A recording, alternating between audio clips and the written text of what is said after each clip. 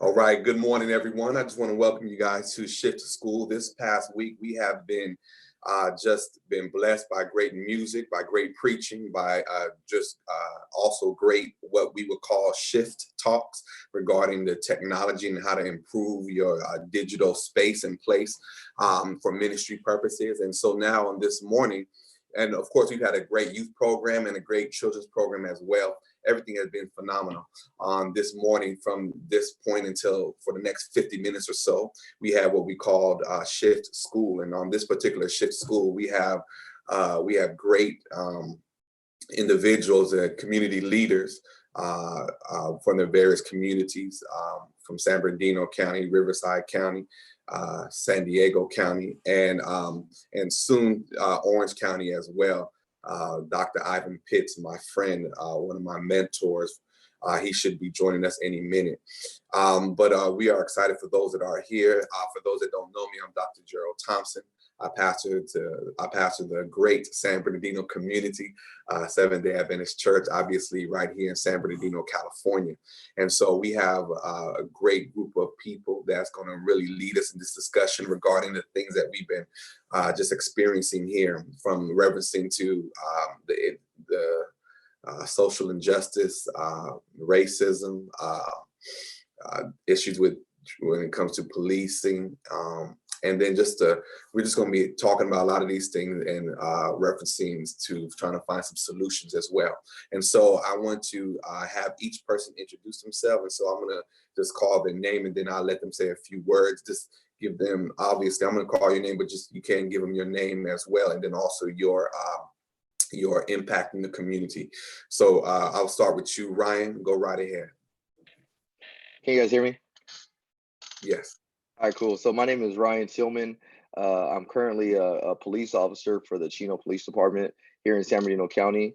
And I am also a business owner by night. I run and operate an organization called Breaking Barriers United, LLC, which is a consulting firm. And I've been doing this work for about 6 or 7 years. And the work that I do is bridging that gap between law enforcement and the community. And the way I do that is by going to, middle schools, high schools, colleges, police departments, and spreading this message of not only just change, but police reform. How can we recruit some of the better police officers to patrol our street? How can we get officers that look like the communities they serve? But also preaching a message of just hope within law enforcement. And so been doing that over the course of the last 6 or 7 years, and I'm honored and privileged to be here today to talk to you guys.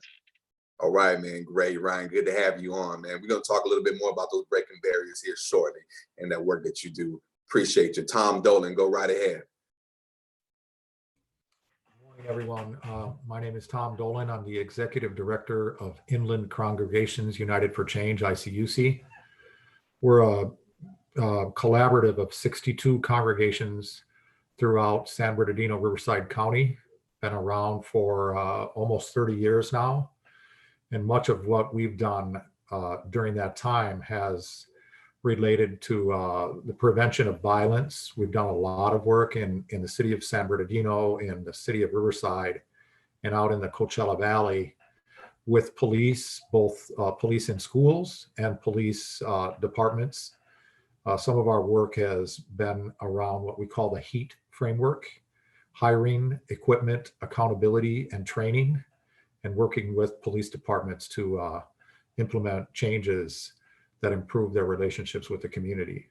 We've also done a lot of work around ceasefire in the city of San Bernardino, reducing homicides in the city of San Bernardino, and work closely with Loma Linda University to implement hospital-based violence intervention programs as well.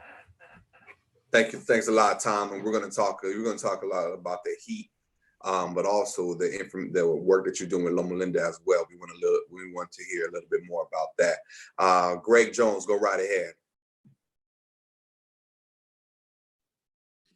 Good morning, everyone. Thank you, Dr. Thompson, for allowing me to be on this panel. My name is Greg Jones. My occupation is a deputy sheriff for San Bernardino County. I have my current position. I work in our public affairs division. I'm one of the community liaisons, working with organizations, agencies, community, private businesses trying to build some communications and trying to, for the lack of a better word, bridge a gap. I know Ryan likes that word, but the purpose is just try to make a connection and have a dialogue, something that is really needed, especially in today's climate. Definitely. Thanks a lot, Greg. And we're going to talk about that component really, as you are the community liaison for the sheriff department, for the sheriff department for the county of San Bernardino. We want to talk a little bit about that. That's going to be very important. Pastor Dr. Michael Jenkins, go right ahead. Good morning, everyone. And I'm glad to be part of this panel today, and I look forward to the discussion. I'm currently the administrative pastor of the Candace Avenue SDA Church in Riverside, California. Spent a lot of time in Los Angeles before coming to Riverside and served in various roles. I served as youth director there in Southern California Conference for the Greater Los Angeles region. Did a lot of work with youth there, giving them alternatives to stay off the street, particularly young Black men, and giving them some opportunities and just different exposure to give them, just ideas of things that they can do just to improve their life. Done a lot of work with homeless ministries on Skid Row in downtown Los Angeles. And currently I serve as the youth coordinator for the Pacific and North Pacific Union Regional Ministries.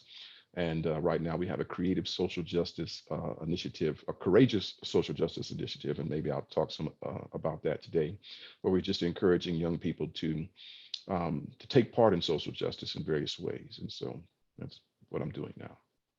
Thanks, Dr. Jenkins, for all the work that you've been doing. Been knowing you for a long time, as well as Greg Jones, as well as Tom Dolan. And I just appreciate the work that you guys are doing.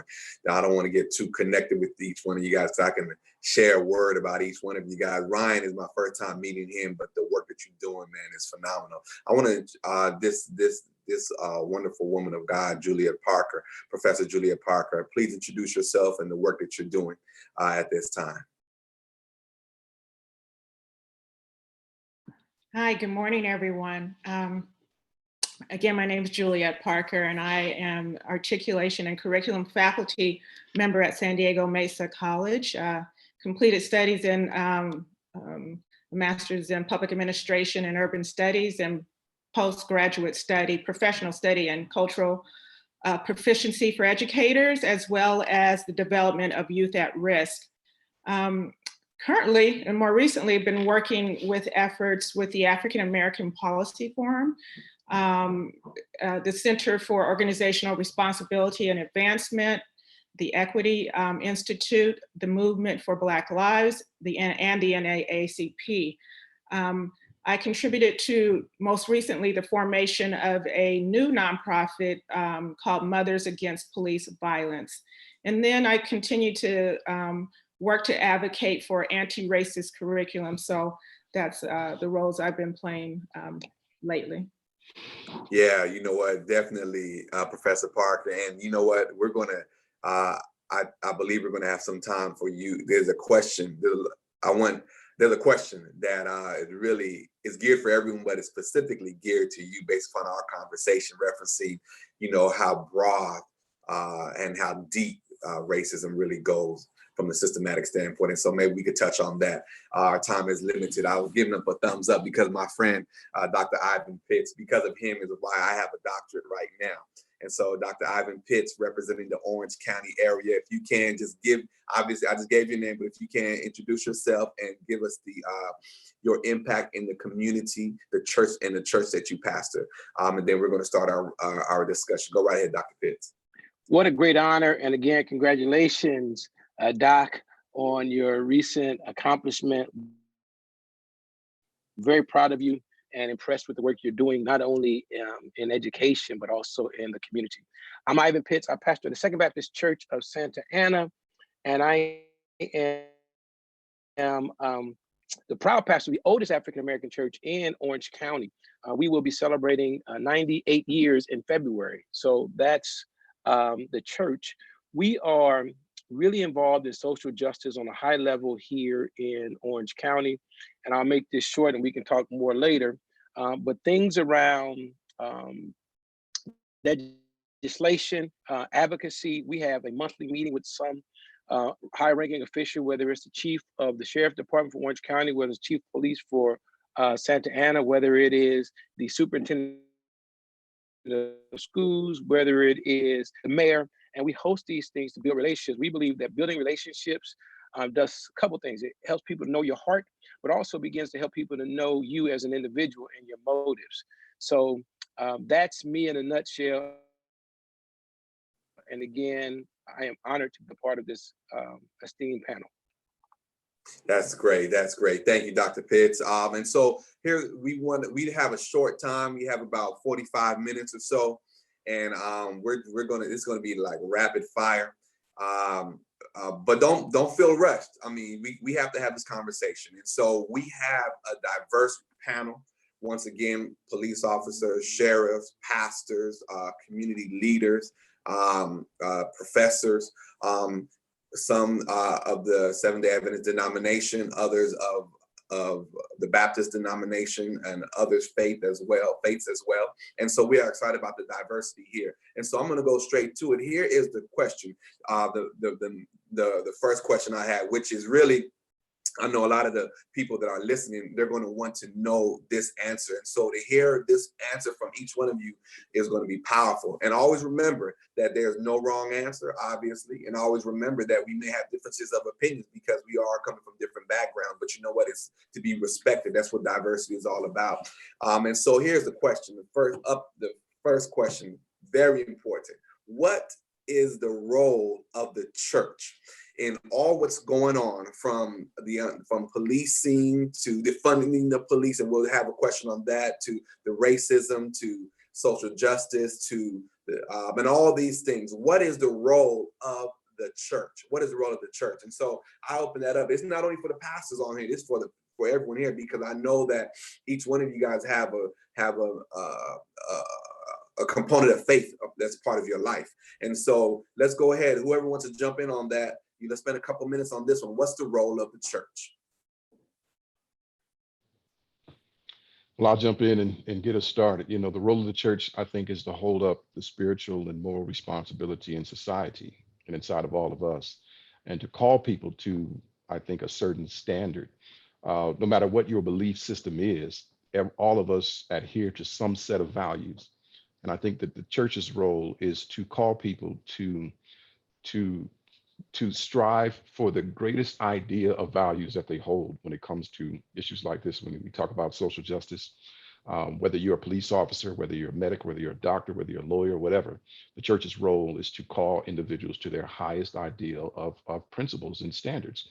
And so that's why we preach and teach the word of God, you know, or whatever faith it is that you hold. There's some standards that you should be striving towards. And I think that if we strive towards our highest standards, I think that will help us to make the best decisions when it comes to issues of racism and justice and all these types of things. When each individual is really striving towards that standard. And so I think that that's the basic thing, is just to call society to uphold that standard, to remind people that it exists, and so that when laws are being made, when police are being held accountable, whatever else is going on, let's hold up those high standards. And every individual, whatever position that you're in, if you're holding up those standards, I think that at the end of the day, justice should be served. And so we should just hold up that banner as a church. Definitely. Thanks, Dr. Jenkins. Anyone else? I agree with Dr. Jenkins wholeheartedly. So in a nutshell, I believe the church is the hope of the world, period. It is the only organization that is backed by the full power of God to fulfill God's mission. So with that being said, our job is to speak truth to power. Just like Nathan spoke to David, we are the moral compass, and we to speak truth to power, but we are to model that truth that we speak. And then I think finally, we are to collaborate with others so that they can model it as. And so I think that is the purpose of the church, to speak truth to power, to set the moral standard, to demonstrate that, to live that standard out, not just talk it, but walk it, right? And then I think that we are to invite partnerships so that we create what Martin Luther King called a beloved community. Yeah.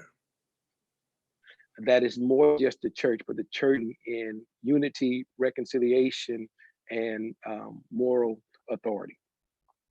Definitely, and thanks, Dr. Pitts. Now, these are the pastors on that open it up. But you know what? We have recognized over the last several months that this is what the pastors have been trying to preach, that the church is not the building. We are the church. And so, I mean, what is the? I mean, we're considered the pastors, the spiritual leaders, and you guys may be considered lay people, if you will. However, it's all of us working together. So if you guys can, Greg, Ryan, Tom, Juliet. Yeah, I'll speak up. Go ahead, Ryan. Two words for me is prayer and partnership.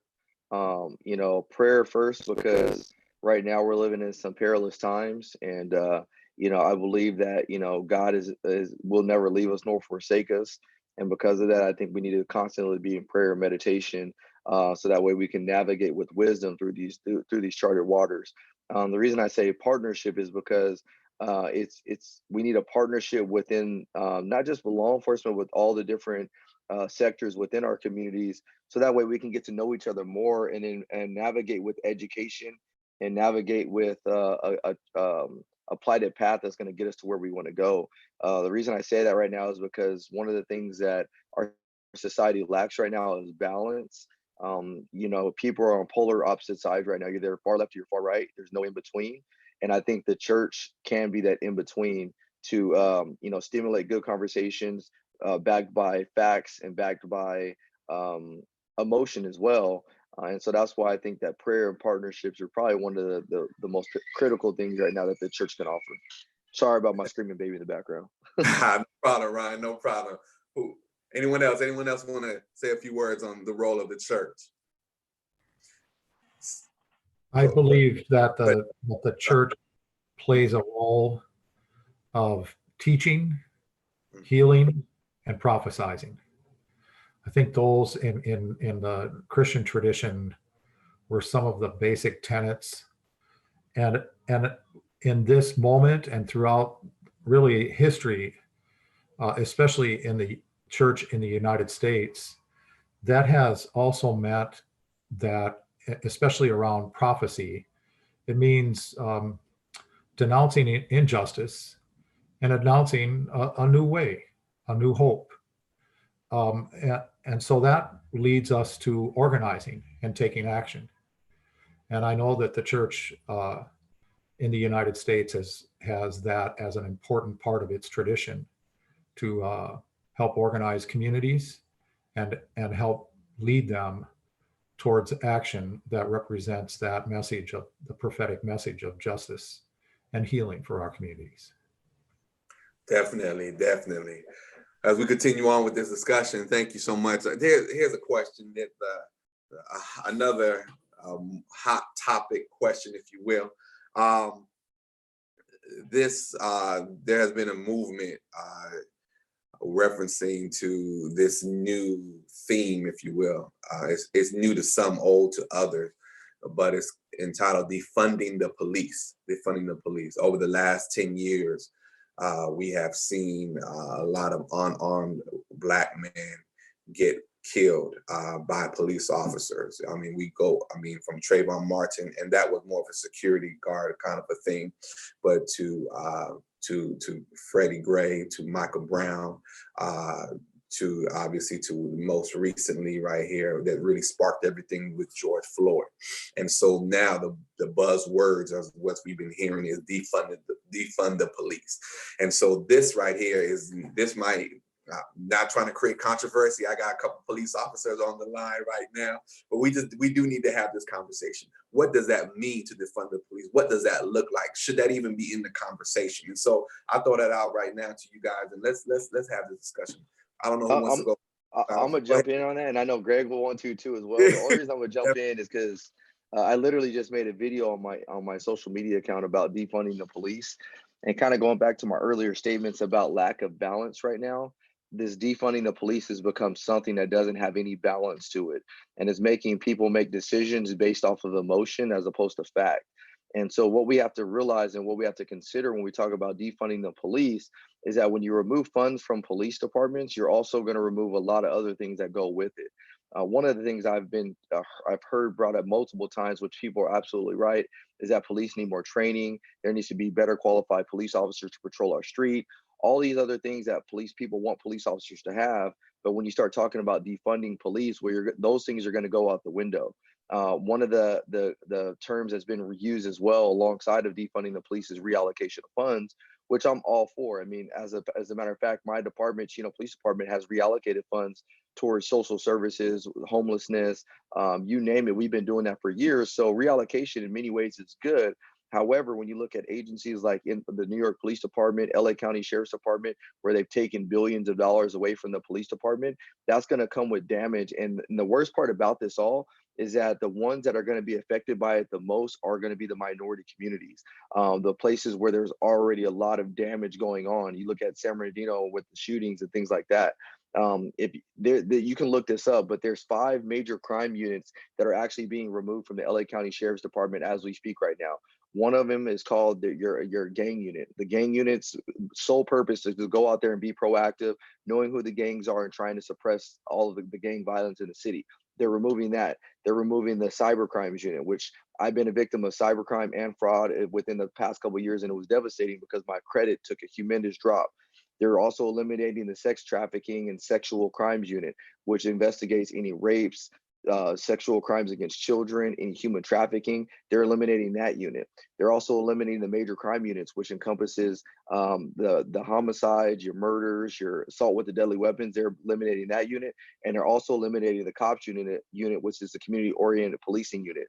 And so when you eliminate all of these units, that crime is still going to occur. It's not like that crime is automatically going to stop. That crime is still going to occur. So who's going to be there to solve those problems? If we want to say that the patrol officers are going to do it, that's not going to happen because patrol officers are already overworked. They're already tired. And so I understand the concept behind defunding police, but as we talk about going back to that whole, where does the church fit in and where do we all fit into this whole equation, is we have to start talking about prioritization within our communities. I love sports. I'm a former Division I college football player, played at UNLV, so I love athletes. But when we got athletes signing $500 million contracts over the course of 10 years, and nobody's raising a hair about where that money is going to go to, but we're taking $1 billion away from a department that can actually be used to get better trained, qualified candidates in the door, that's going to be devastating. The last thing I'm going to say is that we want officers that look like our communities, that serve our communities, that are qualified to serve our communities. But when you defund the police, what kind of quality candidates do you think we're going to get in the door that are going to come risk their life every single day for $14 an hour, $17 an hour? The quality of candidate that you're really going to get to patrol our streets is even going to go down worse than what it is right now. So we got to be careful when we talk about this conversation of defunding and reallocation. I get the concept, but we got to be smarter about how we execute it. Well said, Ryan. Greg Jones, and then Julia. Go ahead, Greg. What I would say this. I think anytime that you look at the words that are being tossed around, defund, reallocate, or even completely disband, that's reckless and careless. The communities that are speaking up the most is going to be the communities that are directly affected. It's not going to affect the mayors. It's not going to affect your city officials. Majority of them have private security. Being in the law enforcement, it's going to affect, in particularly LA County, there was an article that came out. They're talking about defunding and taking money away from sex trafficking, human trafficking. So tell me what part of that makes sense to anyone where it deals with children and women in particular. One of the things that I don't think we really talk about a lot is we need to work together between law enforcement and community. It has to be a community and it has to be a law enforcement partnership, without a doubt. I think people forget that there's always going to be some type of patrol law enforcement out there. There has to be order. There has to be. There's cases that I've heard continuously. I've heard individuals bring up the city of Camden, New Jersey, which I think is ironic because Camden, yeah, they might have got rid of their police department, but then the only thing they did was shift to their sheriff department, and they doubled their police force with more officers out on the street working with community. If you take away money, everybody wants more training, but where is that money going to come from? Where is the education going to come from? If you take away funds, what type of individual do you want patrolling? Now, Do we have individuals who should not be officers? Without a doubt, without a doubt. And I think the hardest part is finding out and weeding out those individuals, because those are the individuals that are doing the chaos, doing the stuff that is reckless, irresponsible, and causes harm and even death. But there's many organizations, many agencies, and many occupations that we have individuals who should not be doing that job. And a loss of a life, regardless of the situation, is a loss of a life. That's still a father, a mother, a brother, a sister, a child. So it's never an easy discussion. Yeah. All right. Thank you, Officer Jones. Deputy Greg Jones. Thank you. Professor Parker, go right ahead. I think there's a lot of misconception about defunding the police, and I agree with the two gentlemen who just spoke. I have family in law enforcement actually as well, so we've had some of these discussions, but defunding the police really means to not overfund the police. I know here in San Diego and other areas, you have police forces that have devices with them that belong really to the military. You know, and that's a lot of money. So when we're talking about defunding the police, it means to not defund them and take away funds altogether, but not overfund them. People are easy to take away monies from education, but the police departments never seem to have the same kind of lack in their budget. And actually it's an increase that just took place here in San Diego in the budget when everything else was being cut back. That being said, I think we have to proceed with defunding the police. It doesn't mean that, you know, you just take everything and abandon the police department. That would be, you know, reckless, as was said. But it is to really allocate sources to the education of the community and the police department working together to come up with a common goal in serving the community through the schools, the hospitals, various services. And the need for this is the police force has been given a lot of responsibility, and I believe their job is to deal with criminals, as you know others have said, but they've been engaged in dealing with folks as mental health counselors, right? You know, you have somebody who's having a mental health crisis, you send the police there, and sometimes there are units to deal with that, but they're spread so thin. So how do we bridge that gap to get the right people to deal with the person and say that's in crisis? They're called to be social workers and medical professionals, all those kinds of things, and that is not really the job of the police. So somehow we need to come up with a common agenda and move forward policing in a way that represents the community and the police, because the police are part of the community. Many live in the community that they serve, right? So we need to have a discussion and move carefully. You're right, we just can't say, okay, let's just take out the money and not have a plan. That is not strategic. We need a strategic plan and moving forward with both sides and have a discussion about why it is that we think this should be taking place. And I think for our survival, it's necessary to understand why maybe reallocating resources and having a discussion is the most important thing in moving forward with policing, especially in our community. 100%. And I think that's the key. I mean, because that word is being thrown around. I mean, it started off, it really jumped off when the mayor down in Los Angeles, Garcetti, just came out and just said, you know what, we're going to just remove the money from here, from the police, and put it over here. And I don't know if there was a full-on strategic plan. And that's really critical, a strategic plan. I think that's what you're trying to say, a discussion with individuals across the board, mental health individuals, police leadership, of course, education leadership, and different things like that. I think what Tom has some insight on what ICUC is doing, referencing to the heat component, I believe. Tom, can you, Dr. Dolan, can you speak to that a little bit about to the heat and what the balance that you're trying to bring to San Bernardino? Go right ahead. Yeah, sure. And it's not only San Bernardino. This is being led by our national organization around the country. And we're in conversations with police departments across the country.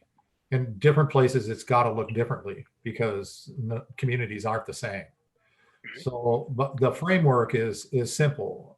We want to hire police officers like Ryan said, that look like the community, that live in the community, and that know the community. And in some cities, it's just the opposite. So we have a lot of work to do in some cities, and other cities, they're more advanced. We want to hire bilingual officers where we have a bilingual community. Things like that aren't that. It doesn't mean firing people. It means hiring people we need. So a lot of departments, San Bernardino Police Department, constantly insists we need to hire new officers. Well, let's hire officers who live locally and understand our community, speak the language, etc.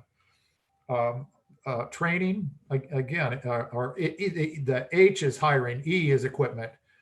Some of the things that you spoke to, Juliet, about equipment that is just simply inappropriate in some communities.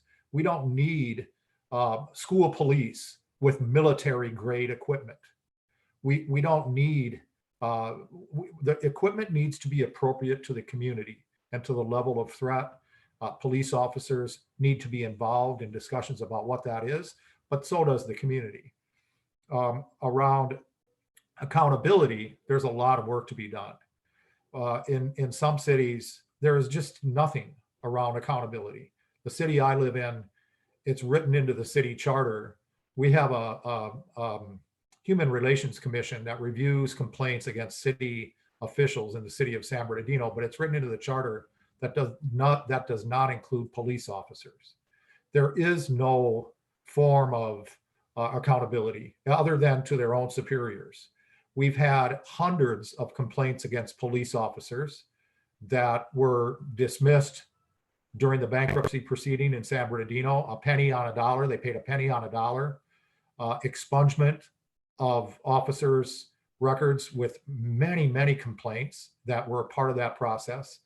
And so accountability is not coffee with a cop.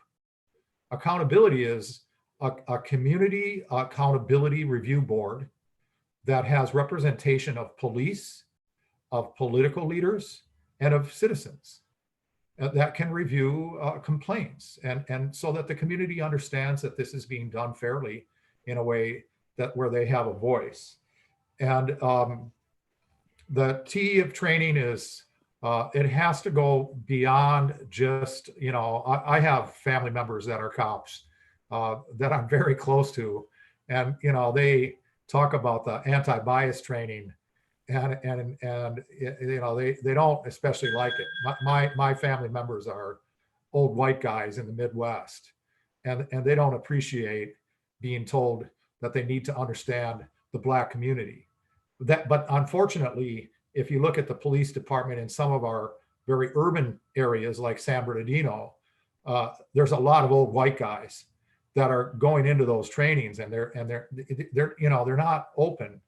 So we need to have training so that the officers we have on the force can learn to do a better job and to have better level of communication. And one of the things we're doing is when we talk about refunding or looking at budgets, one of the things we're looking at is co-responders. So when we get a call to the police department, if it's a mental health call, that call should be sent over to mental health folks. We don't need to be asking cops to do more. They should be doing what we need them to do, and not some of the things, the social work stuff, the homeless outreach stuff, the mental health services. We can get other people to do that and collaborate with the police department. It's been done well in some places. Thanks, Dr. Dolan. Heat, hiring, equipment, accountability, and training. That's good stuff that's going across the nation. So we appreciate it. Dr. Jenkins, Dr. Pitts, Greg Jones. All right, so Dr. Jenkins, go right ahead. Well, I think Tom touched on a lot of the things that I was going to touch on, so I don't need to reiterate them in the interest of time. But this term, I think it has to change in terms of defunding the police, because people who are really for the blue line in many places and they hear that term, they're just turned off immediately. And so I think that it has to be, restated a different way to what is really meant. And I think that it's time these days to really try something different. As a Black man, I don't have time to go through all the things that I've been through with police, not only in Denver, in LA, in Alabama. And if I'm being racially profiled in various various states, something has to change. And it's not necessarily that the police need more training. Maybe they just need different training. I don't know what it is, but I think that it's time for something to happen. And so it's good that these discussions are going forth, that there's a call to action. And I believe that police have to listen to, yes, they should be part of the conversation, but the streets are speaking, and they're speaking loudly. And the streets are the people that pay taxes, that pay the police. And if the people are saying, hey, we don't like how you're policing us, the police should come to the table and say, okay, we're here to listen. When I see police officers quit various parts of the force or quit the force because either their chief knelt or they would, or some of their peers were held accountable for some things that they did, then they're doubling down and saying, we don't care what the community says, we're going to do it our way. But I think when the streets are speaking, it's time for the police to listen to. And so it's good that there's some collaboration in various places. Streets are talking, Dr. Jenkins, you're right. And so, you know what, we need to have a balanced discussion with everyone having come to the table openly to make a definite change. Dr. Pitts, go right ahead. Three very, very quick things. One, I agree with Pastor. We need to have a common lexicon. When you say defund the police, as Ryan said, what the heck does that mean?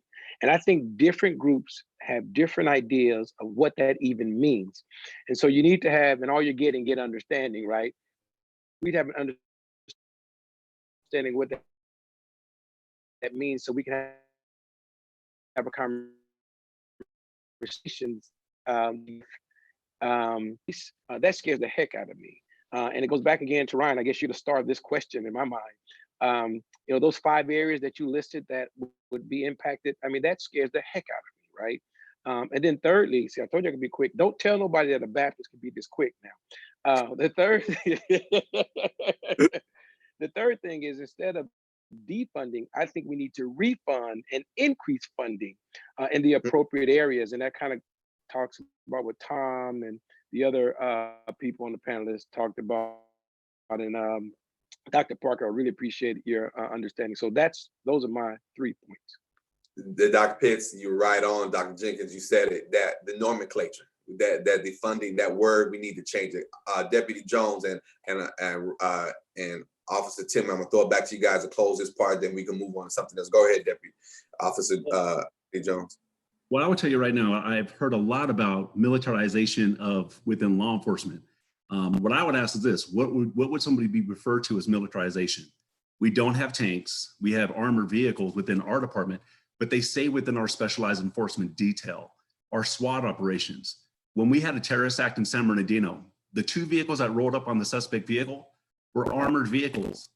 If not, those officers would have been cut down like nothing, like the LA bank robbery. I think sometimes we have to look at, now there is contracts that the departments have with the federal government to get some of the equipment, but not everybody is running around with a tank. Even when it comes to weapons, Dr. Dolan, you spoke about the mental health aspect. There is so many officers killed within a mental health crisis, just walking up on somebody who has a mental health issue. The numbers are there. The biggest thing within our department that we try to really stress is statewide, is this crisis intervention training.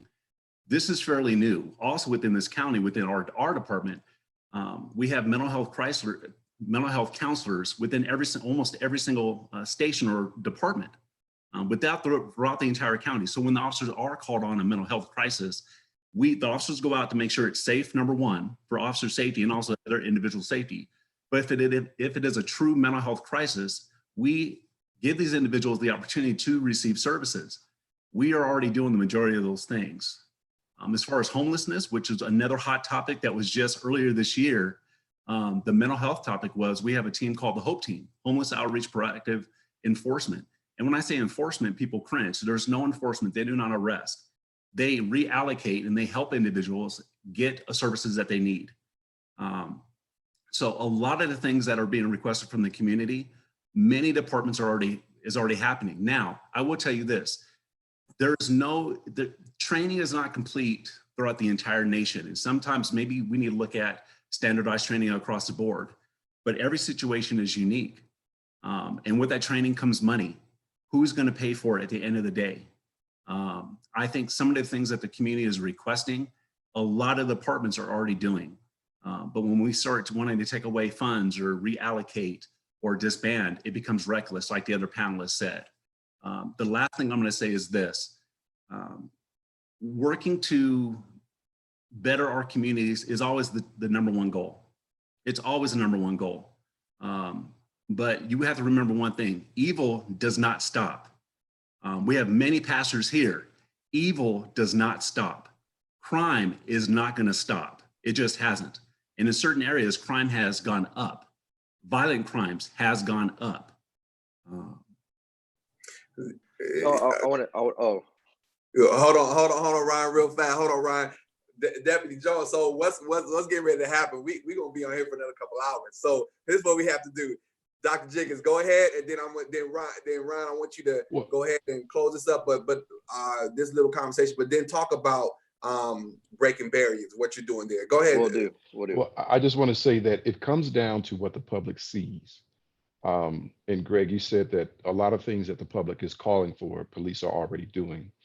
I just think that the police need more positive images, because as you said, we always say there's all kind of great cops, good cops, but we see the bad cops, and then we don't see the good cops holding the bad cops accountable.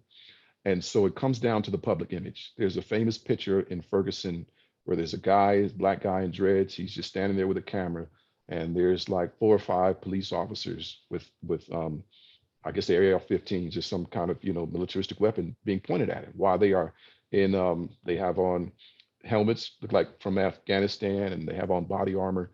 And when we see things like that, we say the police are being militarized. And so it comes down to what the public sees, and that's why the public is making certain cries, and the police just need better images. And as Tom said, the show of force or the use of force should be appropriate to whatever the threat is. And I think that people are seeing escalated force by the police, or escalated levels of this, that, and the other, when the public says that just wasn't necessary. And so better training, more training, different training, all these things, have to take place. And then the public image of the police needs to change by what is being shown, what is being done, and what is being put out there. Ryan, go ahead, Ryan. Yeah, so I wanted to talk, Dr. Jenkins, you're absolutely right. But here's the unfortunate part about the situation is we can't really control what the public sees in many aspects. One of the things we're not talking about is the media. I can't tell you how many times I've been on calls where, officers have done really, really good things, but unfortunately, that's not what sells. And this is coming from a journalist. I majored in, I majored in that. So I would tell you, like, public relations has made leaps and bounds in law enforcement tremendously. But the unfortunate part about it is that every time I go on a call for service right now, what's the popular thing that people like? Every single call for service I go on right now, this is what I see. And the reason I see it is because people are waiting to get that next viral video of an officer doing something they're not supposed to be doing. What I don't see is people doing this and be like, oh, officer, this is the policing that I want to see. And so the unfortunate part is you're absolutely right. What the people see is pivotal, which is why I do what I do with Breaking Barriers United. And I'm going to talk about that in 1 second. But the other part about that is that we just got to understand that, we have to have realistic expectations. Imagine if doctors were required to have cameras on them, all day in every single emergency room and every single surgery they did. What would we see out of that? You know what I mean? I'm all about cameras. I love body cameras. Body cameras have saved me in many ways, but you're never going to see, only thing you're going to see is, hey, we saved his life, or hey, unfortunately they passed away. Well, why did they pass away? So the last thing I'm going to say is when it comes to, I want to touch on the militarization of police thing. Again, this is somebody coming from somebody, I didn't like police, but before I became a police officer, I had many bad experiences with them. But I've also been in many situations where we've needed certain equipment, like Greg referred to, the San Bernardino terrorist attacks. You look at the Hollywood bank robberies. The unfortunate thing is, as much as I would love to say that different cities have different, threat levels, that has a lot of truth to it. But at the same time, how do we know what city, what kind of threat level is really going to be a part of that city until it actually happens? We had a situation in Chino a few years ago, which Chino's a great city, but 2 guys decided on Super Bowl Sunday that they were going to go rob the Papa John's, and what you had was a huge shootout.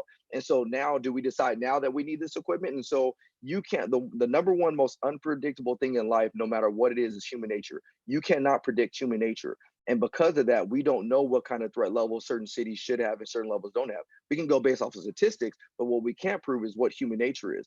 I've gone on calls where somebody said, I'm not going back to jail. And what ended up happening is that guy took his life right in front of me. So I've been on those calls for service. So to say that, hey, you know what, this city shouldn't have this, or city should have it, is kind of hard to do. So the last thing I'm going to talk on is what I do as far as my organization. We have to change perception. So I'm absolutely with you, Dr. Jenkins. We have to change perception, because in order to get the people to patrol the streets that look like the community, we have to change their perception. The reality is mostly in the minority community, they don't like police officers. Why? Because from young age, they're ingrained, hey, we don't talk to them, we don't trust them, this, and that. So the only way to get them to want to become law enforcement is we have to change their perception. Once we change the perception, then we can start focusing on how we're going to recruit them into the profession and start talking about the hiring process. So that's what Breaking Barriers also does, is focuses on, is how can we help them get hired in law enforcement? One of the sad realities because of the system is that minorities struggle to get through the system in law enforcement because they don't know anybody in their family that's police officers. I struggled. I didn't know what to expect. And so what I've done within my organization is I've been tailoring a program that's going to help educate people to get through the hiring process. So that way, once they get through the hiring process, we can get them on the street and patrol to the best of their ability. So this is a deeply layered onion. I was a school resource officer. We talk about, there are a lot of cities right now that have got rid of the school police in many places. There's a lot of petitions going around to get rid of school police. One of the worst things you can do, I can tell you, in my 7 years in my profession, the absolutely best job I ever had was working as a school resource officer, because I can't tell you how many lives I've impacted in that position, how many lives I've saved, both physically from a student being shot, so both somebody that was ready to kill himself on July 17th, and that's the date that he told me.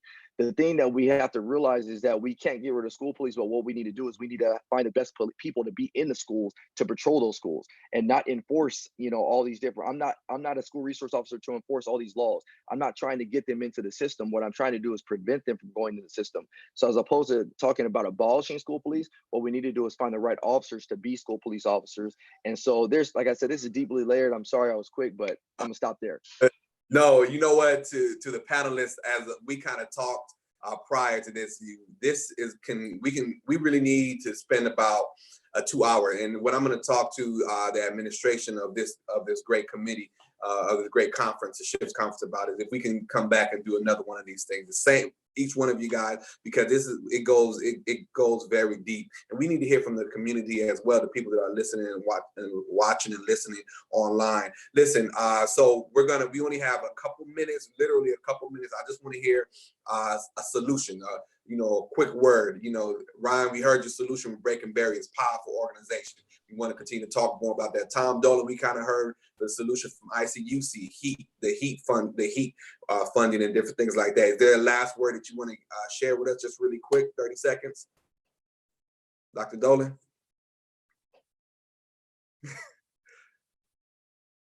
Doc, all right, Doc. Okay, hey, you're on mute still, Dr. Dolan. Yeah.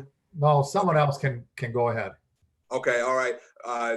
Deputy, you know what we need more are people like Deputy Jones, who is the liaison for the Sheriff's Department. He does a great job, great work in the community, the county of San Bernardino.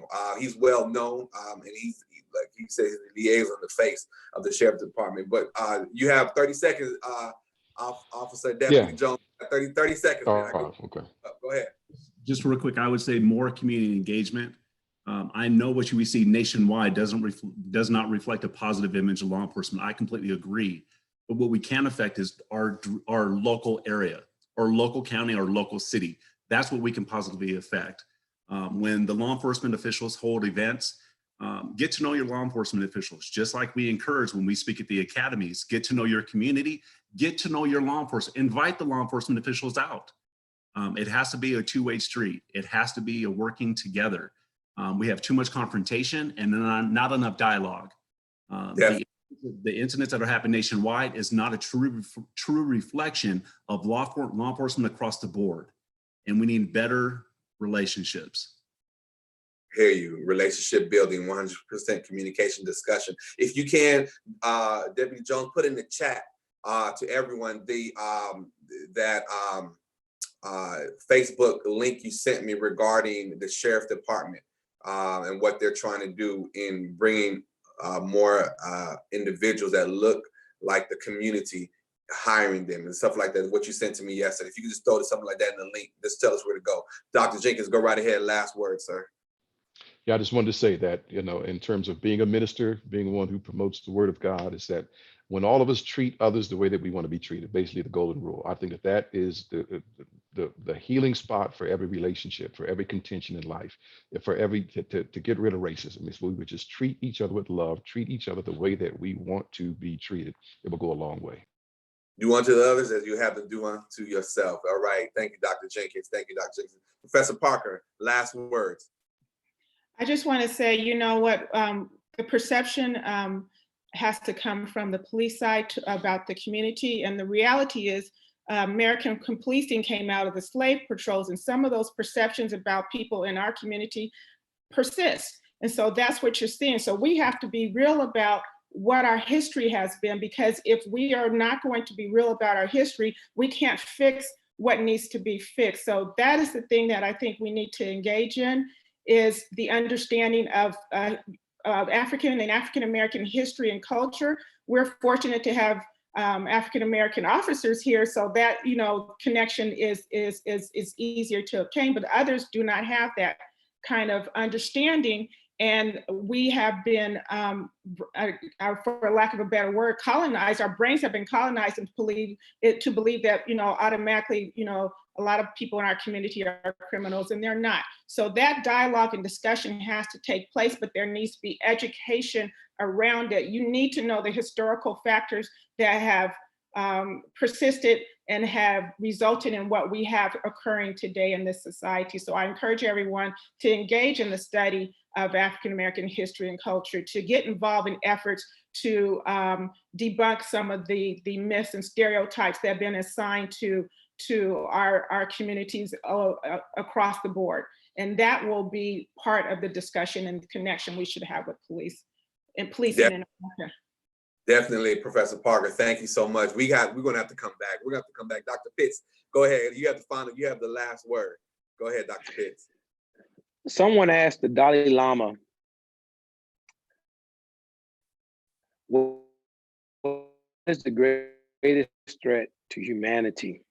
He's a war, tyrant, leader, and he answered, ignorance. He says, ignorance is the greatest threat to humankind. And what I'm hearing is that there's this multiple level of ignorance about who Blacks are,